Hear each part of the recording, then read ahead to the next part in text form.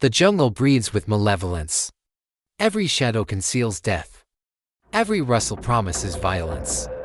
In the suffocating heat of the South Pacific, where the canopy blocks out the sun and the air hangs thick with the stench of decay and gunpowder, men learn that survival is not a right, it is a privilege earned through blood, cunning, and an iron will that refuses to break even when hell itself opens up beneath your feet. This is the story of one such man. A soldier whose name would become synonymous with impossible. A warrior who, when surrounded by an enemy that had perfected the art of ambush warfare, did not retreat, did not surrender. Instead, he transformed desperation into devastation, fear into fury, and near certain death into the most legendary counterattack the Pacific theater would ever witness. The year is 1943. The place a nameless ridge on Guadalcanal, though it could have been any of 1,000 hellish battlefields scattered across the Pacific Islands. The Japanese Imperial Army has spent years honing their tactical doctrine to perfection. They are masters of concealment, experts in the sudden strike. Architects of ambushes so devastating that entire American units have been wiped out before they could even identify where the fire was coming from. They move like ghosts through terrain they've studied with religious devotion. They dig spider holes so cleverly disguised that a man can step within inches of one and never know death waits just beneath his boots. And on this particular morning, as dawn struggles to penetrate the jungle's oppressive darkness, they have orchestrated what they believe will be a masterpiece of military annihilation. The platoon moves forward through the undergrowth, each step a calculated risk, every breath measured against the possibility that it might be their last. These are not fresh recruits. These men have survived months in this green hell. They've learned to read the jungle's subtle warnings, the sudden silence of birds, the natural stillness that precedes violence, the barely perceptible shift in the wind that carries the scent of enemy positions. But knowledge is not immunity. Experience is not armor. The first shot comes from nowhere and everywhere at once. A Marine drops without a sound, killed before his brain can process the crack of the rifle. Then chaos erupts with the fury of a tropical storm. Machine gun fire rips through the foliage from 3 directions simultaneously. Mortars whistle down from hidden positions on the high ground. The ambush is perfected textbook execution of overlapping fields of fire designed to create a kill zone from which escape is mathematically impossible. The platoon scatters, men diving for whatever cover the unforgiving terrain offers. Tree roots, shallow depressions, the corpses of their fallen brothers. The Japanese have chosen their ground with surgical precision. Every avenue of retreat is covered. Every potential cover position is pre-sighted. They've transformed this stretch of jungle into an open-air abattoir, and the Americans are the livestock. In those first 30 seconds, half the platoon ceases to exist as a fighting force. Some are dead. Others are wounded, their screams adding to the sensory assault that threatens to overwhelm rational thought. The survivors huddle in whatever shelter they can find, returning fire blindly because to remain static is to die, but knowing that every muzzle flash reveals their position to an enemy that has become one with the shadows. This is where most stories would end. This is where the historical record would note another tragic loss, another unit consumed by the Pacific's insatiable appetite for American blood. Statistics for the history books. Names for memorial walls. Letters to be written to families who would receive folded flags and hollow condolences. But then something happens that the Japanese commanders, despite all their planning and tactical genius, could not have anticipated. One man stands up. Not metaphorically. Literally. In the midst of the killing ground, with bullets carving the air into lethal geometry, and mortar fragments singing their death songs, a sergeant rises to his full height. His name would later become the subject of after-action reports that read more like mythology than military documentation, but in this moment, he is simply a soldier who has made a decision that defies every survival instinct evolution has spent millions of years perfecting.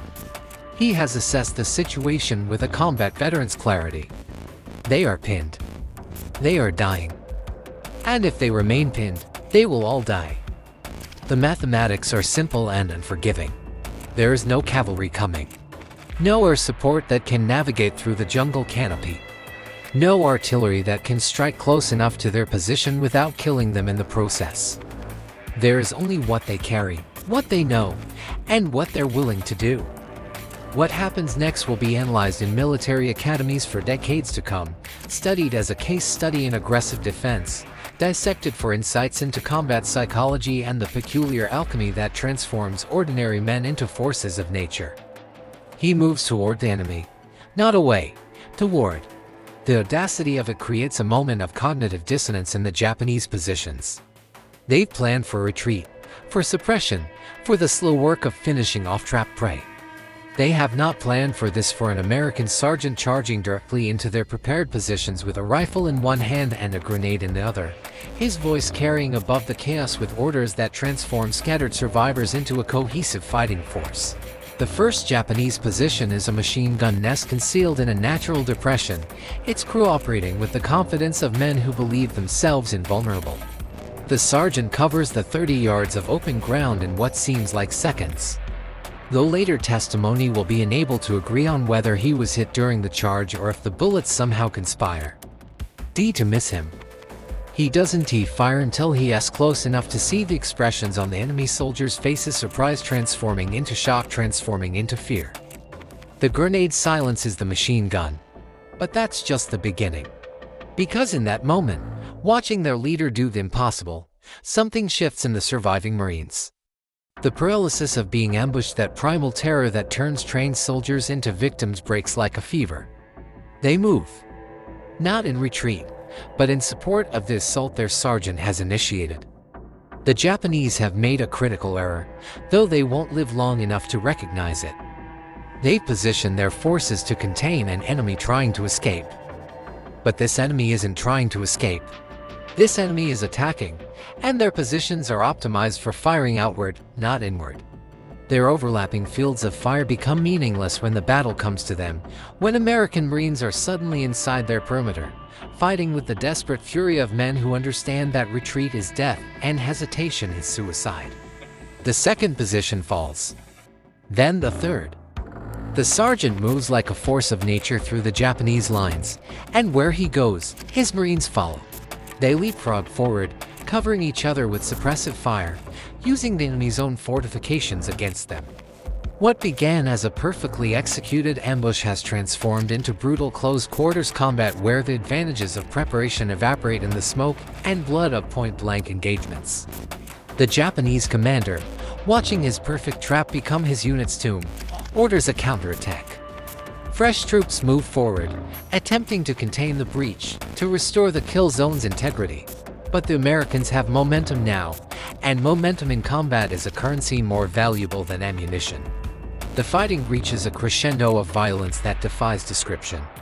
Men grapple in hand-to-hand combat when their rifles run dry. Bayonets find homes in flesh. Entrenching tools become weapons of last resort. The jungle that was meant to conceal the ambush now conceals nothing, the foliage stripped away by gunfire, the earth churned into mud by boots and blood. And through it all, the sergeant continues forward. He's been hit multiple times, though the adrenaline and singular focus mask the injuries. His uniform is torn and blood-stained. His ammunition is nearly exhausted. But he does not stop, because stopping means the counterattack loses its spearhead, and without that spearhead, his Marines will falter, will be pushed back, will return to that kill zone where the jungle will swallow them whole.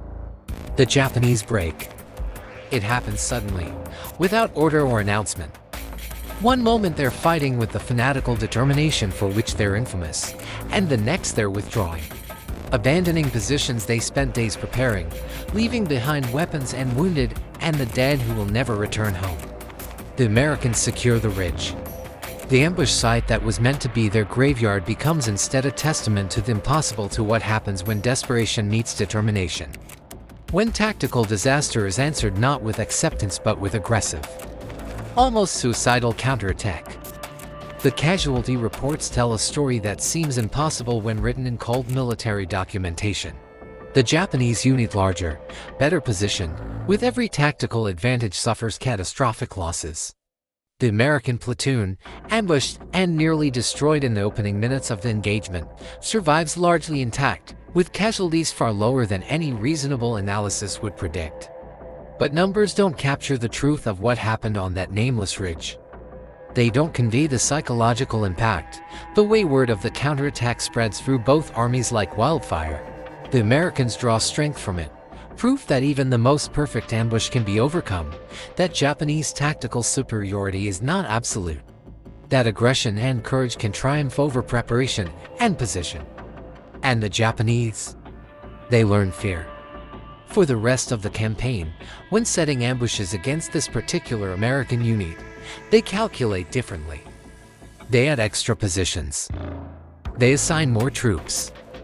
They plan for the possibility that their prey might become predator, that the Americans might not react as tactical doctrine predicts, that someone might stand up in the kill zone and charge forward instead of backward.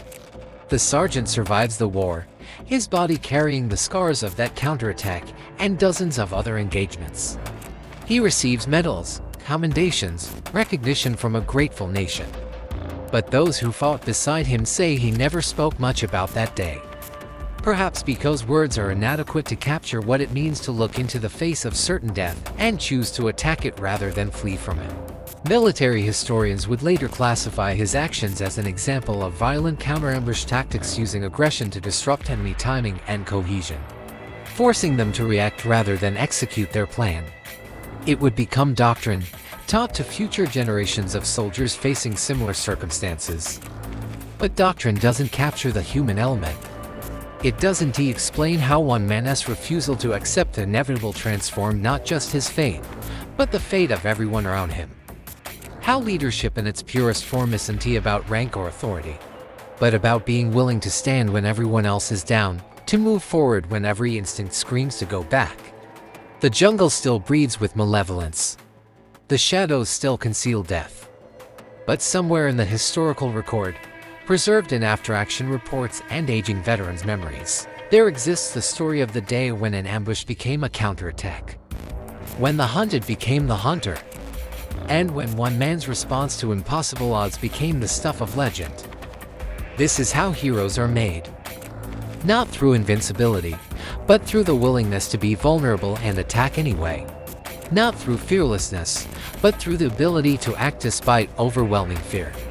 Not through individual glory, but through the understanding that sometimes, to save others, you must risk everything. The most feared counterattack of the war began with one man standing up in a place where all men should have stayed down. And in that moment, he proved that the greatest weapon in any arsenal is not firepower or position or numbers, but the indomitable human spirit that refuses to surrender even when surrender is the only logical option.